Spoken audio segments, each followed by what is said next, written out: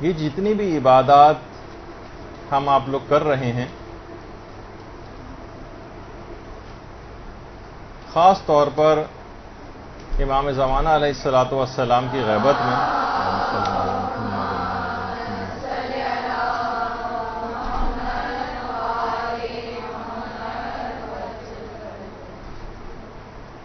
اس کی جتنی اہمیت آج کل کے دور میں ہے اور جتنا زیادہ ثواب اور فضیلت آج کل کے دور میں ہے، اس کے متعلق آیت اللہ بہجت یہ فرماتے تھے کہ زمانہ غیبت میں عبادت کرنے کا جو ثواب اور فضیلت ہے وہ امام زمانہ کے ظہور میں عبادت سے بھی زیادہ ہے۔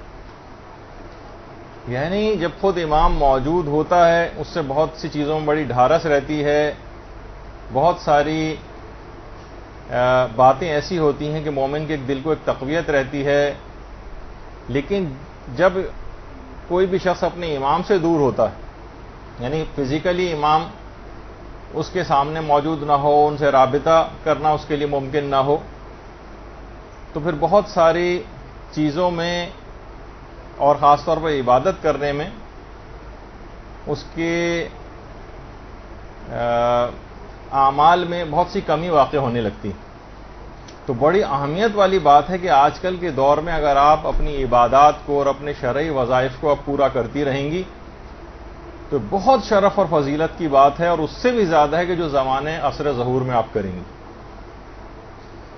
اور دیکھیے، ہمیں یہ چاہیے کہ اپنے معمولات زندگی میں سے جتنی بھی مصروفیات کیوں نہ ہوں، 10 منٹ کا تو ٹائم آدمی نکال ہی سکتا ہے، اور نمازوں کو تاخیر میں نہ ڈالے اور اپنے کاموں کو روک دے، اور 10-15 منٹ کا ٹائم اول اوقات میں یا اوقات فضیلت میں ضرور نکالے نمازوں کے لیے۔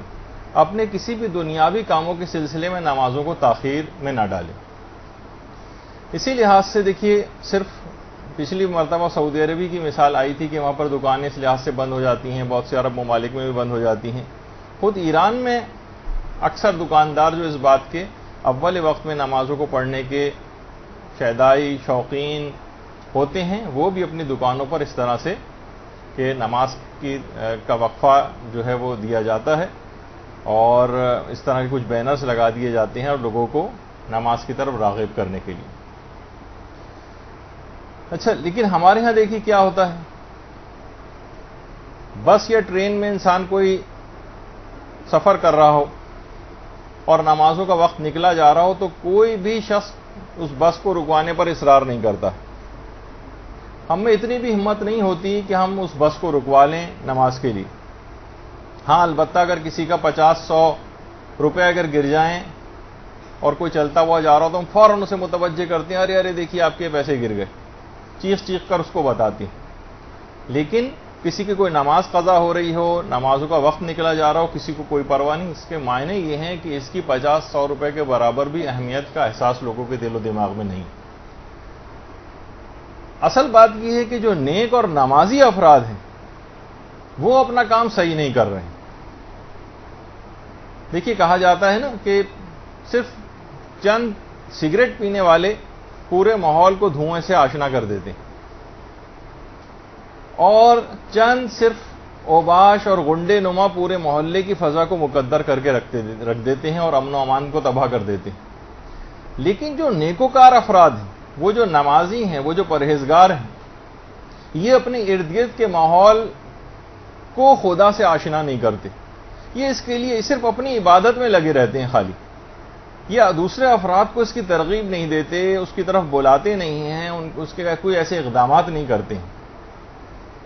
اور اقدامات میں سے دیکھیے، ایک تو یہ جیسے پچھلی مرتبہ بات آئی تھی کہ ہر وقت اگر انسان باوضو رہے ہر وقت، تو اس کے اندر خود ایک نورانیت ہے جو دیگر افراد تک بھی روحانیت پہنچتی ہے۔ یعنی اگر آپ کے گھر میں کوئی ایک شخص ہر وقت باوضو رہتا ہے تو اپنی اس نورانیت کو دوسرے افراد میں بھی منتقل کرتا ہے۔ تو بہت سی احادیث میں بھی یہ بات آئی ہے کہ جس طرح تم زندگی گزارو گے اسی طرح تم کو موت آئے گی، جس طرح بھی تم زندگی گزارو گے اسی طرح تم کو موت آئے گی۔ دیکھیے ہمارا المیہ کیا ہے آج کل کے دور میں. آج کا مسلمان تعلیم جو ہے وہ انگلینڈ میں حاصل کرنا چاہتا ہے, ملازمت امریکہ میں کرنا چاہتا ہے, اور رہنا جو ہے وہ کینیڈا میں چاہتا ہے, بات انگریزی میں کرنا چاہتا ہے, کھانے چائنیز کھانا چاہتا ہے, اٹیلین پیزا اور رشین سیلیڈ کھانا چاہتا ہے, مصنوعات جتنی ہیں وہ مثلا چائنا کی استعمال کرنا چاہتا ہے, چھٹیاں جو ہیں وہ یورپ میں گزارنا چاہتا ہے, فلمیں جو ہے کون کون سے ہالی اور بالی ووڈ جو ہیں گانے ان کے سننا چاہتا ہے. لیکن کیا ہے, زندگی کا اختتام وہ کربلا میں چاہتا ہے, اور تدفین جو ہے وہ چاہتا ہے کہ میری جنت البقیع میں ہو, اور موت کے بعد جو ہے وہ جنت میں چلا جاؤں. یعنی جینا کافروں کا سچ چاہتا ہے, فاسقوں کا سچ چاہتا ہے, فاجروں کا سچ چاہتا ہے, لیکن مرنا اور انجام جو ہے وہ مقام حاصل کرنا چاہتا ہے متقین اور صالحین کا. دنیا میں زندگی اسلام مخالفوں کی طرح سے گزارنا چاہتا ہے, بے نمازی بن کر, جس طریقے سے جو اور احکامات شریعت سے لاپرواہ افراد ہیں ان کی طرح سے زندگی گزارنا چاہتا ہے, اور موت اہل ایمان کی طرح سے چاہتا ہے. یہ ممکن نہیں ہے. جیسی زندگی اس نے گزاری ہے ویسی ہی اس کو موت آئے گی. یہ جو حدیث ہے نا آپ کے سامنے, جیسی تم زندگی گزارو گے ویسی تم کو موت آئے گی, اور جس انداز میں تم کو موت آئے گی اسی انداز میں تمہارا حشر ہوگا, اسی انداز میں تم قیامت میں اسی طرح سے اٹھائے جاؤ گے. تو دیکھیے اگر ہم زندگی گزاریں گے باوضو ہو کر, ہر وقت کوشش کریں کہ باوضو رہا جائے, تو ہمیں نمازوں کی معراج ملے گی. اور جو کوئی شخص بھی ہر وقت باوضو رہنے کی کوشش کرتا ہے تو وہ خود بخود نماز کے لیے اس کے اندر ایک آمادگی پائی جاتی ہے. ایک فائدہ یہ ہوگا جو ہماری نماز سے مربوط ہے, اور خدا اگر اس دوران وہ مر گیا تو خدا اس کو شہید کی موت بھی نصیب کرتا, شہادت ملتی ہے, جو کہ وضو کی حالت میں اس دنیا سے جاتا ہے. اچھا دیکھیے بہت سارے ہمارے, جیسے میں نے ابھی کہا نا کہ ہم جو ہیں جو نمازی ہیں, پرہیزگار ہیں, باوضو رہنے والے افراد ہیں, یہ دوسروں کو ترغیب نہیں دلاتے, جس کی وجہ سے لوگوں میں نیکیاں پھیل نہیں رہی. برائی کرنے والے برائیوں کو بہت زیادہ پھیلاتے ہیں. دنوں رات آپ ٹی وی پہ دیکھ لیں کون سی برائی کس کس نت نئے اینگل سے کرنے والے کتنی محنتیں کر رہے ہیں اور کتنا پیسہ خرچ کر رہے ہیں. نیکوکار حضرات نہ تو تبلیغ کر رہے ہیں, نہ کوئی پیسہ خرچ کرتے ہیں دین کے لیے. تو پھر نتیجہ یہی ہوگا کہ جو بھی آدمی اس میں کام کرے گا وہی کامیابی بھی حاصل کرے گا. کامیابی تو کام سے ہوتی ہے نہ کہ حسن کلام سے. تو بہرحال ایک بزرگ تھے, وہ لوگوں کو دیکھیں کس طرح سے مشق کرواتے تھے اس کی. مہمانوں کے لیے دسترخوان لگ جاتا تھا, اور اس کے بعد مخاطب کر کے کہتے تھے جب مہمان دسترخوان پہ بیٹھ جاتے تھے کہ میری بات کو دل کے کانوں سے سنو. یہ کھانا جو تمہارے سامنے رکھا گیا ہے لا کر, جب اس کی فصل کاشت ہو رہی تھی تو وہ بھی کاشت کی گئی تھی وضو کے ساتھ. میں نے اس فصل کو پانی دیا تھا وضو کے ساتھ, اس فصل کو کاٹا تھا میں نے وضو کے ساتھ, گندم کو بھوسے سے الگ کیا تھا وضو کے ساتھ, گندم کو پیسا گیا تھا وضو کے ساتھ, آٹا گوندا گیا تھا وضو کے ساتھ, روٹی پکائی گئی تو وضو کے ساتھ, اور روٹی کو دسترخوان پر لایا بھی گیا تو وضو کے ساتھ. اب کیا ہی اچھا ہو کہ آپ بھی وضو کر کے اس کو تناول فرما لیں.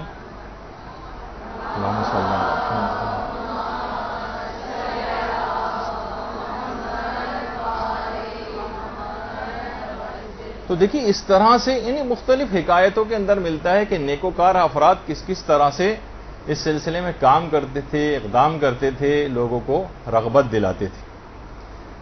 دیکھیے علماء ایک بات بہت اچھی کہتے ہیں, دیکھیے کتا جو ہے وہ ہڈی دینے والے سے حق شناسی کا بہت اظہار کرتا ہے, اس کو دیکھ کر دم ہلاتا ہے.